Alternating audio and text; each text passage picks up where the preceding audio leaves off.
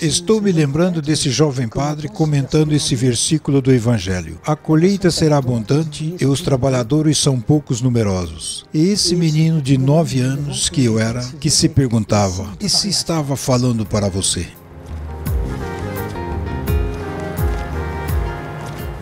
Jean-Marie Petitclerc é hoje padre salesiano na região de Lyon, na França, ao serviço dos jovens, os mais carentes.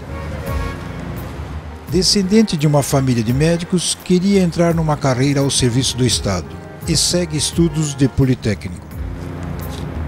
Muito esportivo, ele sofre um acidente numa quarta-feira de junho de 1973 e um longo período de imobilização com um longo tempo numa cama de hospital.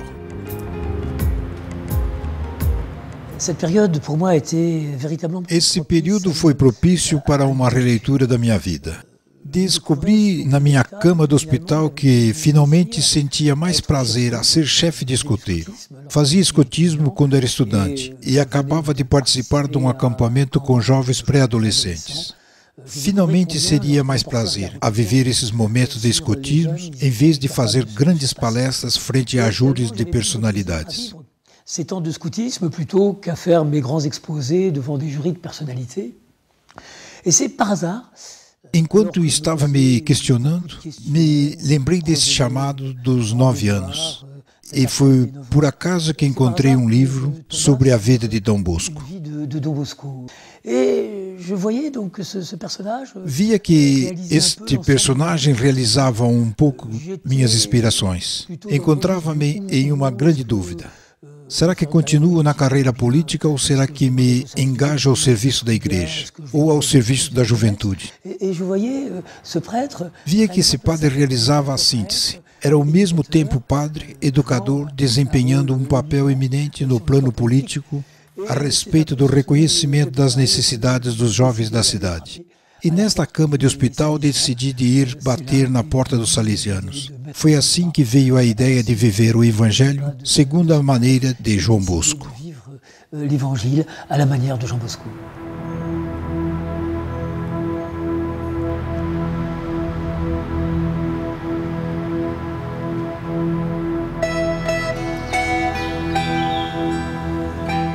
Foi numa casa de campo, perdida no meio das colinas de Becchi, no reino de Piemonte, no norte da Itália, no redemoinho de uma sociedade em total mutação, que nasceu João Bosco no dia 16 de agosto de 1815. Seus pais, camponeses, ganham seu pão na força do trabalho e de economia. João só tem 2 anos quando morre seu pai, Francisco, com 34 anos. Nessa época de penúria, sua mãe, Marguerite, consegue levar a família, seus 3 filhos e a avó, trabalhando muito. Foi com 9 anos de idade que João Bosco fez um sonho cuja impressão permanecerá durante toda a sua vida. Uma multidão de crianças brincam num grande pátio. Escutando algumas crianças blasfemar, ele se viu gritar e correr de punhos fechados no meio delas para que calem a boca. Foi então que interveio uma personagem maravilhosamente vestida que lhe ordena de chefiar as crianças, dizendo-lhe: não é com golpes, mas com a mansidão e a caridade que você vai dever conquistar sua amizade. Em seguida, uma mulher de aspecto majestoso lhe mostra os mesmos jovens transformados em lobos e outros animais ferozes. Então disse: olha, é com isso que você vai ter de trabalhar. Torna-se humilde, forte e vigoroso. E os animais transformaram-se em carneirinhos mansos que pulavam de todos os lados. João Bosco escolheu de dar o adjetivo de salesiano à sua pedagogia com referência a Francisco Sales, que é o apóstolo da ternura. Marcado a vida por esse sonho de 9 anos onde ele escutou essa voz: não é pelas pancadas, mas pela ternura que você os tornará amigos. João Bosco tomou a resolução de jovem padre que se colocaria durante toda a sua vida ao serviço dessa escola de ternura que é a escola de Francisco de Sales. A ternura e a caridade de São Francisco de Sales me guiaram durante toda a minha vida.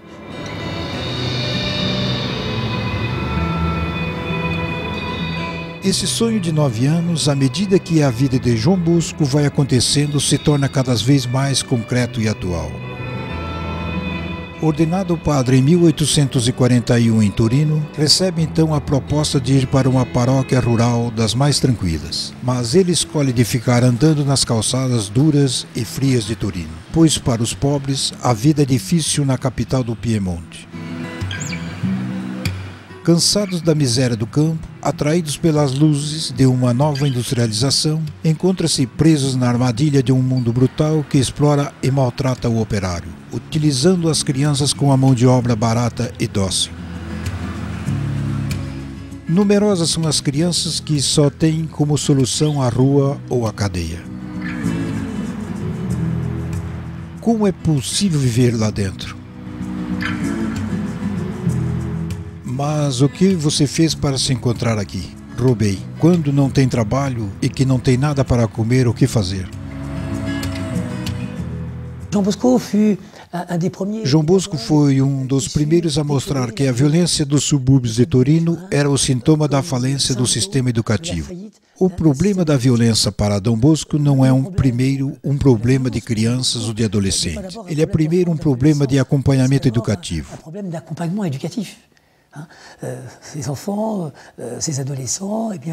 Essas crianças vão crescer, mas as crianças e os adolescentes são sempre filhos e filhas da sociedade do seu tempo. E João Bosco foi um dos primeiros que tomou a consciência no começo do modernismo da importância da tarefa educativa.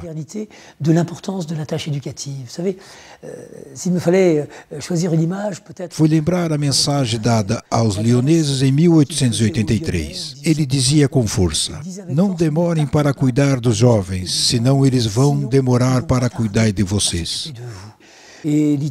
A Itália estava vivendo um importante período de mutação. A passagem da sociedade agrícola à sociedade industrial, e as autoridades italianas diziam: esses jovens desenvolvem comportamentos monstruosos. Só tem uma solução: a cadeia. João Bosco respondia: a violência desses jovens é o sinal da falência do nosso sistema educativo. Só tem uma solução: todos juntos arregaçamos as mangas e vamos os educar.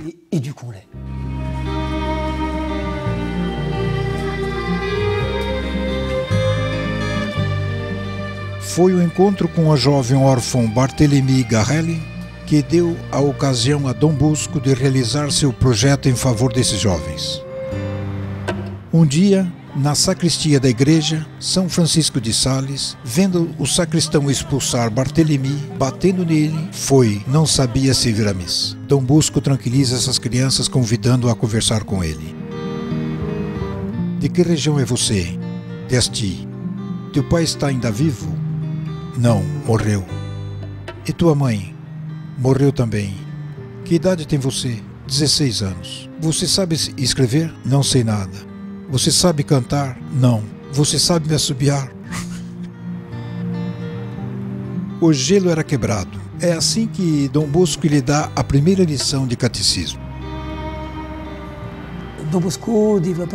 Dom Bosco desenvolveu o que se chama de pedagogia do sucesso. Cada vez que encontrava um jovem, mesmo num estado de fracasso terrível, ele sempre conseguiu pôr em evidência que o jovem sabia fazer.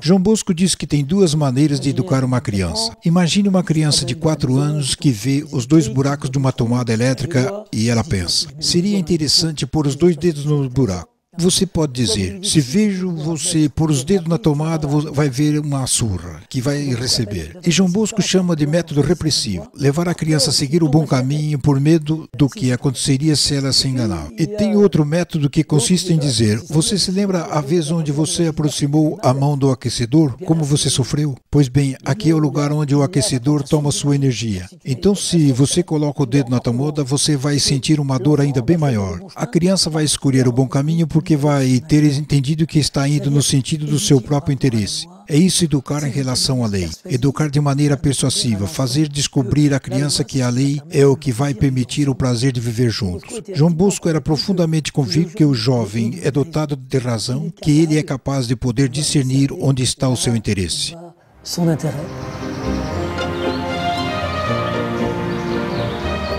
Alguns jovens se juntam a esse primeiro aluno do catecismo.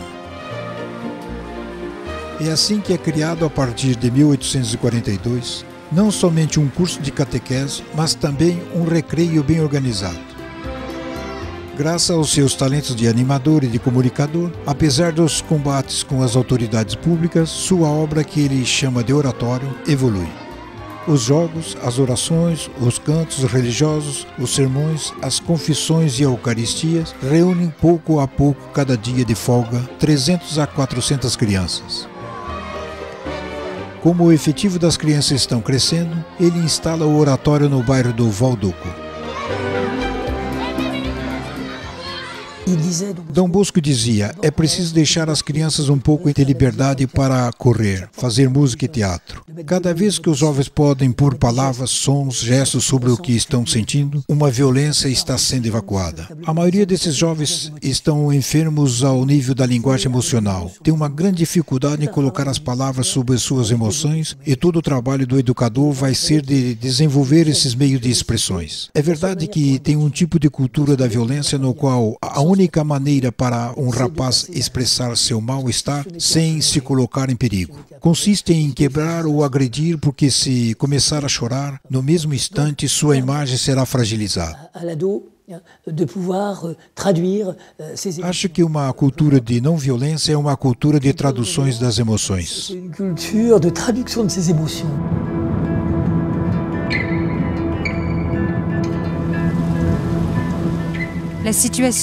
Será que a situação na qual vivia Dom Bosco não é comparável com a que vivemos hoje em alguns países, particularmente na França? Quando há um ano atrás os jovens da periferia revoltaram-se após a morte de 2 dos seus camaradas. Como explicar esse fenômeno de violência que vivemos e quais são as soluções que podemos propor hoje? O que é terrível nessas periferias é o mal viver dos jovens. As causas profundas desse tumulto são, certo, o fracasso escolar e o peso do desemprego. E como se sabe que na França a taxa de desemprego dos jovens é o dobro da taxa de desemprego dos adultos. Chega a ser uma taxa de desemprego dos jovens ativos de 18 a 25 anos, que é da ordem de 45 a 50%. Jovens que estão no máximo da sua força física são condenados à inatividade e à ociosidade. Essa violência dos jovens também é um modo de afirmar seu eu. O que é terrível nesses bairros é esse fechamento. Trata-se de uma cultura à parte com seus próprios códigos de comunicação, o que se chama a linguagem da periferia, com uma banalização da violência. Muitas vezes os jovens vão utilizar a violência para dizer: existo, vocês são obrigados de contar comigo. Gosto de dizer que o jovem que é obrigado de utilizar os meios violentos para dizer existo, é muitas vezes um jovem que vive uma intensa situação de fracasso. Sabe, é sempre possível estabelecer uma correlação entre uma má estima de si mesmo e a violência dos comportamentos.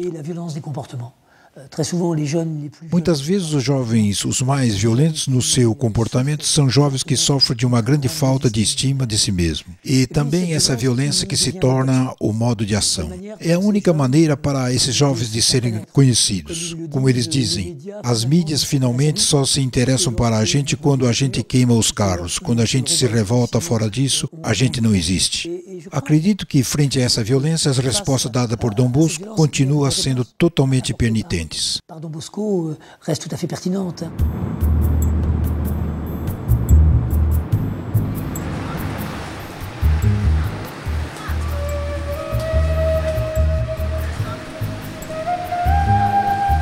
Desde 1991, é enfim possível de levar o Cristo nesse território imenso da Mongólia.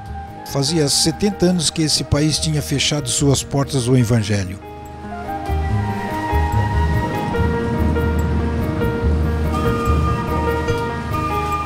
Na capital, Ulaanbaatar, os salesianos de Dom Bosco, para oferecer uma esperança aos jovens, os mais carentes, abriram uma escola profissional, uma associação beneficente e uma casa que recebe cada dia mais de 70 crianças da rua. I'm Salesian from Korea. Sou salesiano da Coreia. Faz 3 anos que trabalho com esse projeto. And then in this situation of Mongol, Atualmente, após que a Mongólia ficou livre do regime comunista, muitas famílias foram destruídas e as crianças transformaram-se em jovens vivendo na rua, sem casa, sem comida, sem escola. E por isso que escolhi esses rapazes e agora vivo com eles. Also, it is possible to give the situation, the circumstance. Gostaria de dar-lhes novas oportunidades. Gostaria de fazer deste lugar um paraíso colocado à sua disposição. I would like to making the paradise for the youth. Ao decorrer dos anos, em volta dos 3 primeiros missionários que vivem no meio de uma população cuja a totalidade é de religião budista tibetana, vai se construindo uma comunidade cristã que começa a dar frutos. Agora temos uma catedral lindíssima, São Pedro e São Paulo, que dá também um impulso à nossa presença aqui na comunidade missionária católica.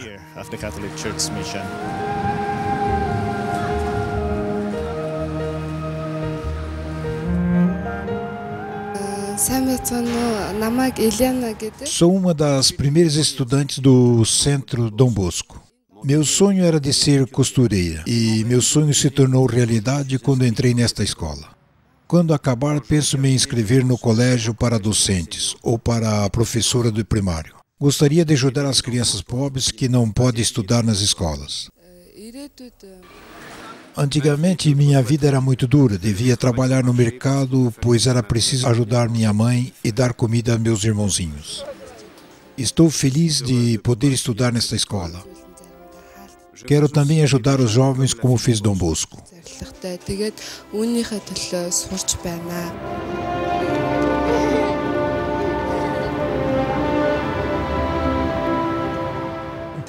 Seria possível resumir toda a pedagogia, mas também toda a espiritualidade de Dom Bosco por essa sentença. Sem efeito não há confiança, sem confiança não há educação.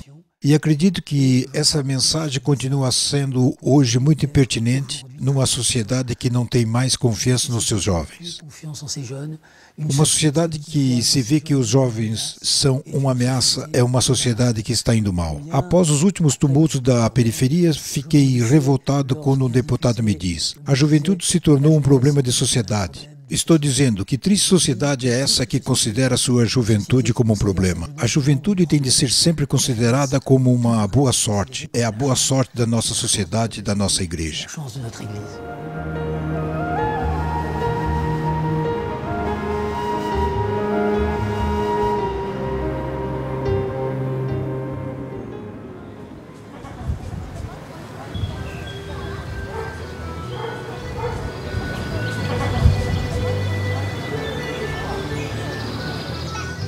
Na República Tcheca, os membros da Fraternidade Ecumênica Internacional se reúnem cada mês em 20 pontos nets para compartilhar e rezar para a paz e a unidade entre os nossos países e nossas igrejas.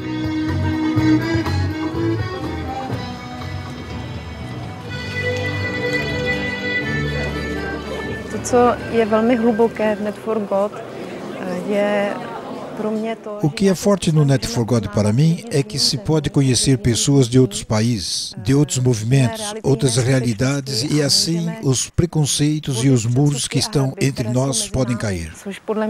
E para mim é possível quando posso conhecer o outro diferente.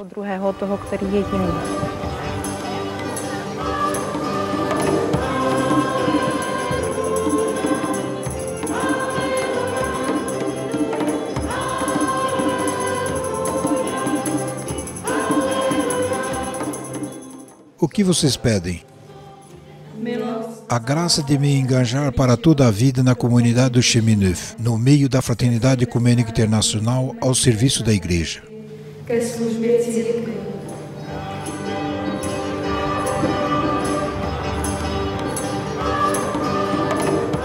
Essa oração para a unidade e a paz vão se estender da República Tcheca além das fronteiras. Ultimamente, um padre salesiano de Dom Bosco, Leos Risca, propunha a Net for God colaborar com ele para evangelizar desde a cidade de Ostrava, no leste da República Tcheca. Ele é responsável de Telenoi, uma televisão cristã por satélite, e nos convida para realizar e difundir uma emissão Net for God para os seus numerosos ouvintes.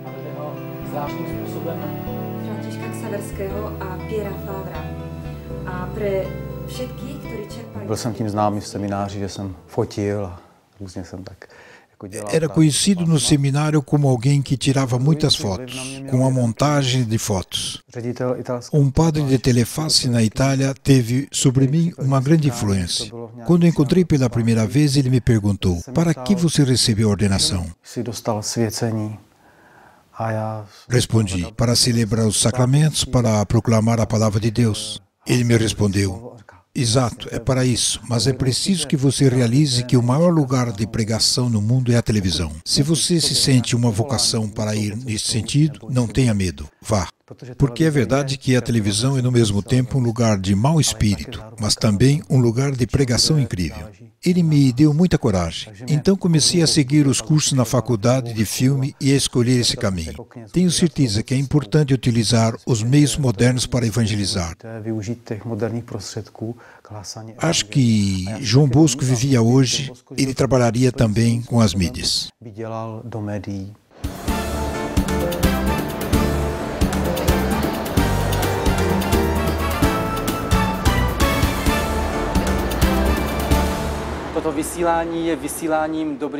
Essa emissão é uma emissão da Boa Nova. É um meio para aprender a ver o mundo com os olhos de Deus, para que o deixamos transformar por Deus. E assim, Net for God trata-se de trazer soluções positivas aos problemas do nosso tempo.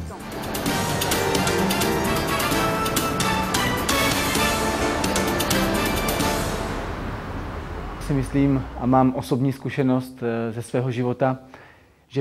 Penso e também experimentei na minha vida que é importante ter uma vida pessoal com Deus.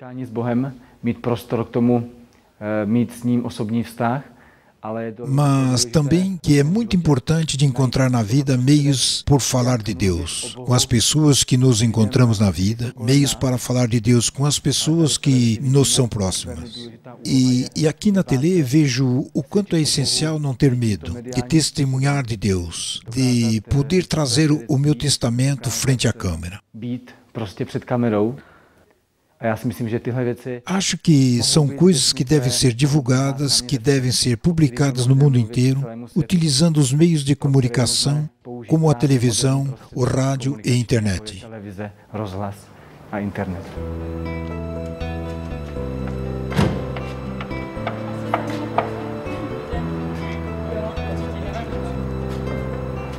To, že sa nachádzame dnes tu, v Ostrave, v televízii Noé. Vejo o amor de Deus no fato de nos encontrar aqui em Ostrava, na Telenoi. Vejo nisso o amor de Deus, porque faz 8 anos que aqui neste edifício me preparei a receber o batismo no Espírito Santo.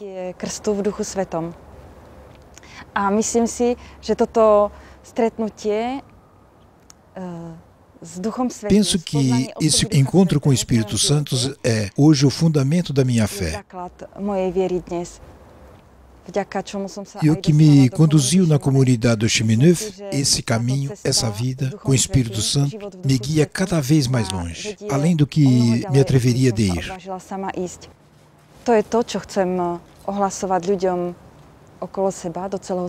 E isso que quero anunciar a todos, não ter medo de arriscar com Deus, de ser homens e mulheres zelosos e corajosos.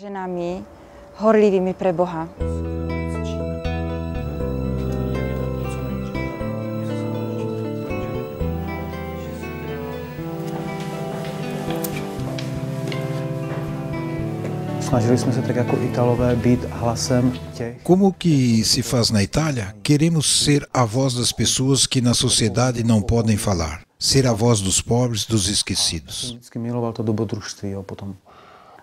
Sempre gostei de aventura e entendi que a maior das aventuras era de entrar no caminho do sacerdócio. Mas entendi também que sou levado a viver essa aventura no que faço. Que a televisão é verdadeiramente uma aventura que depende de Deus, da nossa confiança em Deus, na providência, porque não temos os meios, nunca tivemos os recursos necessários. Mas o Senhor sempre cuidou de nós. O Senhor, Ele nunca esquece seus servidores. E isso, acredito que é a mais bela aventura.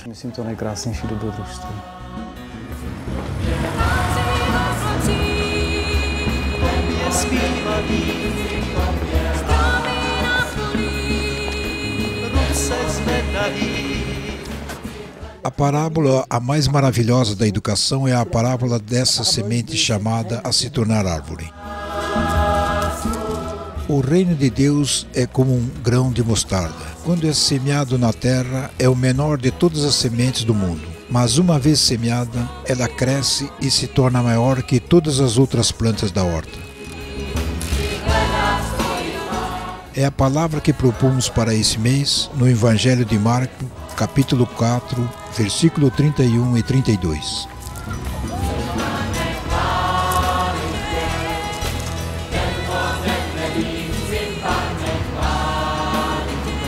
Propomos-lhes para esse mês de rezar para os jovens da República Tcheca, particularmente os jovens do Cheminuf, da Fraternidade Ecumênica Internacional.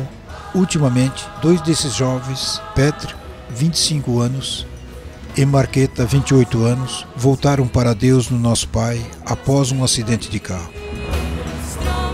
Que esse sofrimento possa trazer frutos para o anúncio do Cristo a todos os jovens da República Tcheca.